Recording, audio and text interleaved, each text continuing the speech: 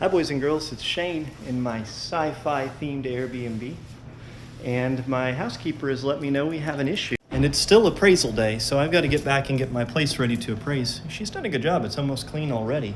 However, we do have a problem in here, and that is this toilet.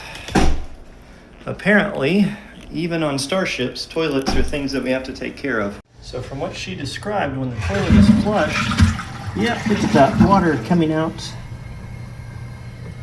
I wonder how much it would cost to have a plumber come out and fix this. Now, of course, we don't need to worry about a plumber. Basically, the way this works, when this is pressed, water goes from this tank into the toilet bowl. As it's flowing, there's a brief period of time where this area right here is basically a pipe, but there's a seal. This is two different points, and there's a rubber seal that fits right here. And while that water is flowing through into this, that is when it's leaking. That's the reason why it's only leaking when it's flushed. Another possibility, if you had a leak when it was flushed, would be this hose right here has water that goes through during the refill cycle. If that were like pinched up here, that might cause some water to go down. But because it's only leaking when it's flushed, that means it's the seal between the tank and the bowl, and it's usually a big round rubber seal. There are two ways to fix this. The toilet is relatively new. It's not likely that the seal is bad, but it could be seated incorrectly.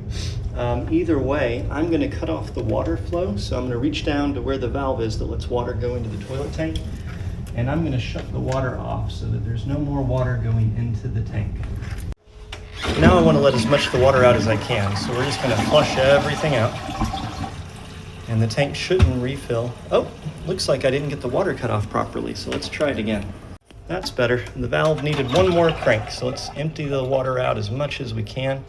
Now I could take a shop vac and suck out the little bit of water that's left, but since we've already got some water on the floor and this floor is an epoxy and not hard to clean, I'm just going to empty it as it is. So there are two bolts, one here and one here, that hold a toilet tank to the toilet base.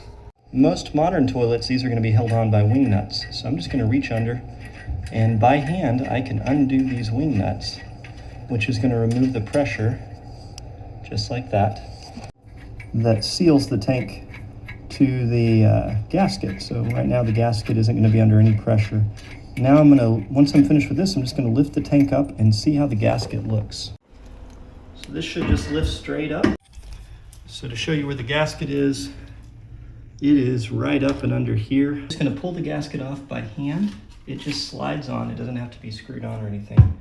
I'm going to take a look and see if I see anything. So on this gasket, we have a little bit of hair right here. That could have affected the seal, but I don't think that would be enough to have caused that. I don't see any breaks or any tears.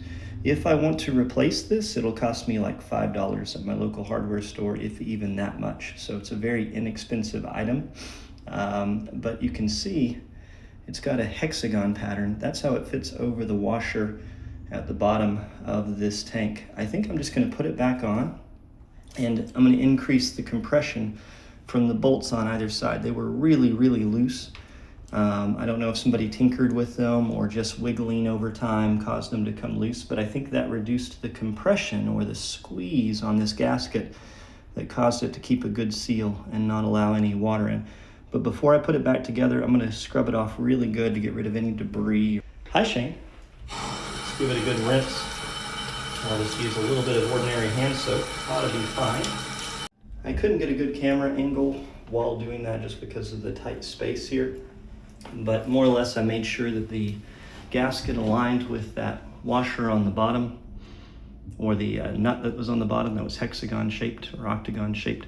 Now we're going to take the wing nut and we're going to put some compression on it by reaching underneath, finding the bolt, and putting it on. Now, I don't need it to be tightened with a wrench. In fact, you shouldn't tighten these with a wrench. You could break the bowl. But now we're filling the tank back up with water. It'll only take a minute for it to fill up.